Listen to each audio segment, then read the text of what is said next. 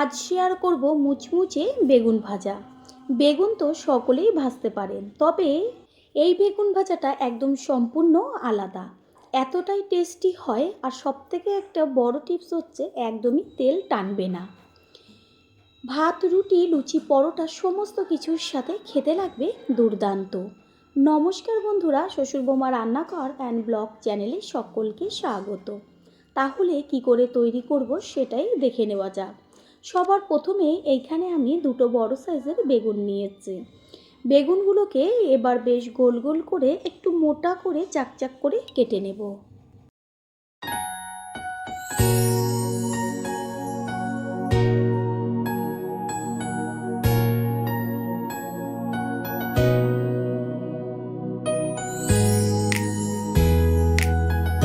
বেগুনগুলো সব কেটে নেওয়া হয়ে গেছে। এবার এগুলোকে ভালো করে জল দিয়ে ধুয়ে নেব।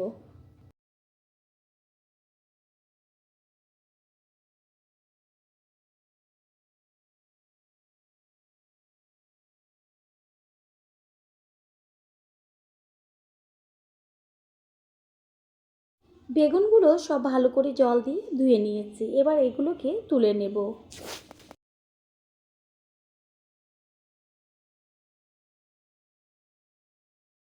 বেগুনগুলোর ওপরে ছড়িয়ে দিচ্ছি লবণ আর ছোটো চামচের হাফ চা চামচ পরিমাণ চিনি।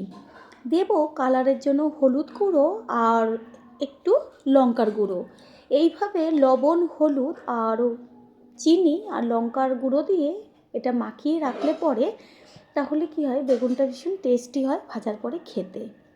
আরেকটা কথা হচ্ছে, কিছুক্ষণের জন্য যদি এটা মেখে রেস্টে রেখে দেন তাহলে তেল একদমই টানবে না। এই যে ভেতর থেকে জল বেরোবে, এই জলটা বেরিয়ে গেলে পরে তাহলে তেল একদম অল্প তেলেই সমস্ত বেগুনগুলো ভাজা হয়ে যাবে। বেগুনগুলোর দুই পিঠই খুব ভালো করে লবণ, হলুদ, চিনি, লঙ্কার গুঁড়োটা মেখে নিয়েছি।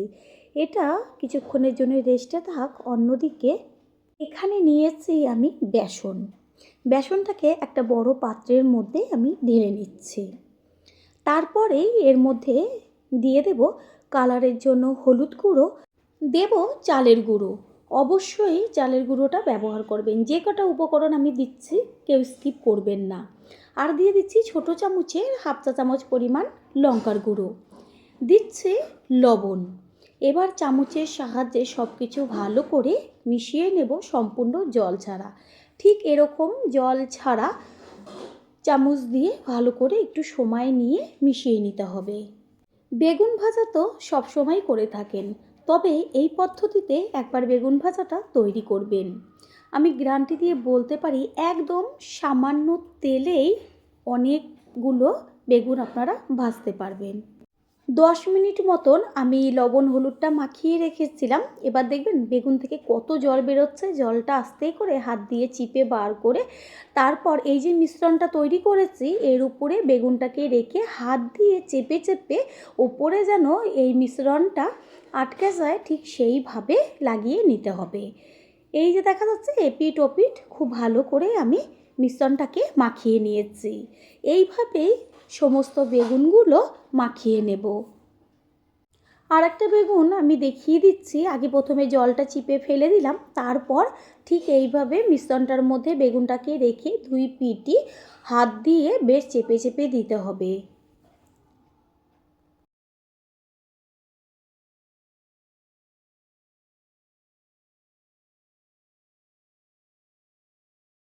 গ্যাসের ওভেনে কড়াইটা বসিয়ে দিয়ে দিয়েছি একদম অল্প পরিমাণ সাদা তেল। দেখাই গেল যে কতটুকু তেল আমি ব্যবহার করেছি। তেল গরম হতে হতে অন্যদিকে বেগুনের গায়ে মিশ্রণগুলোকে মাখিয়ে নিয়েছি। এবার একটা একটা করে গরম তেলের মধ্যে আস্তে করে ছেড়ে দেব। একসাথে অনেকগুলো করেই বেগুন ভেজে নেওয়া যাবে।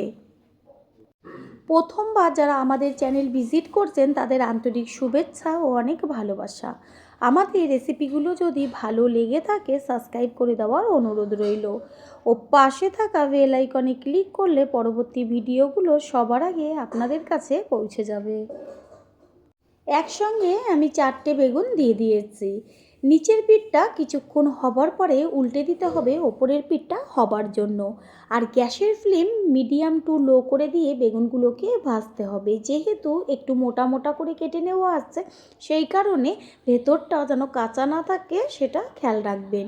নিচের পিঠটা হালকা করে ভাজা হয়ে গেছে, এবার উল্টে দিচ্ছি ওপর পিঠটা হবার জন্য। এইভাবে এপিঠ ওপিঠ করে বেগুনগুলোকে খুব ভালো করে ভেজে নিতে হবে। পুরনো বন্ধুদের সবসময় আমাদের পাশে এইভাবে ভালোবেসে সাপোর্ট করার জন্য অনেক অনেক ভালোবাসা।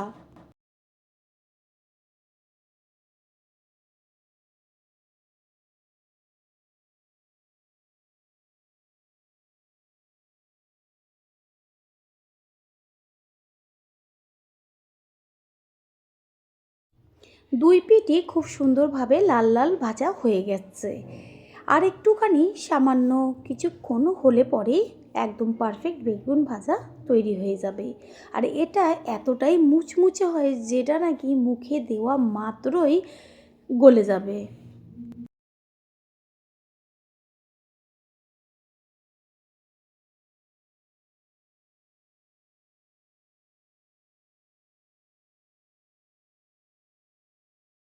বেগুনগুলোকে এবার তেল ছেঁকে তুলে নেব। আর দেখাই যাচ্ছে যে যতটুকু তেল আমি দিয়েছিলাম ঠিক ততটুকুই তেল রয়েছে। তাহলে বোঝাই যাচ্ছে যে এই পদ্ধতিতে যদি বেগুনগুলো ভাজেন খেতেও লাগবে দুর্দান্ত, আর তেলও একদম টানবে না। আরও যতগুলো বেগুন আছে এই যে তেলটুকু রয়েছে এর মধ্যে সব বেগুনগুলো দিয়ে দেব।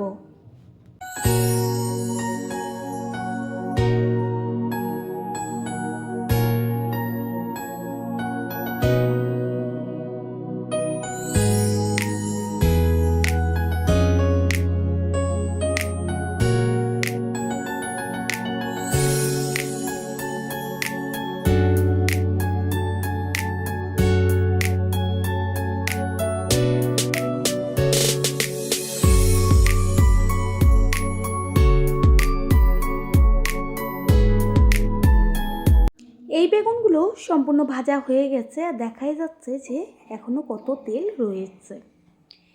তেল ছেঁকে বেগুনগুলোকে তুলে নেব। তৈরি হয়ে গেল একদম মুচমুচে বেগুন ভাজা।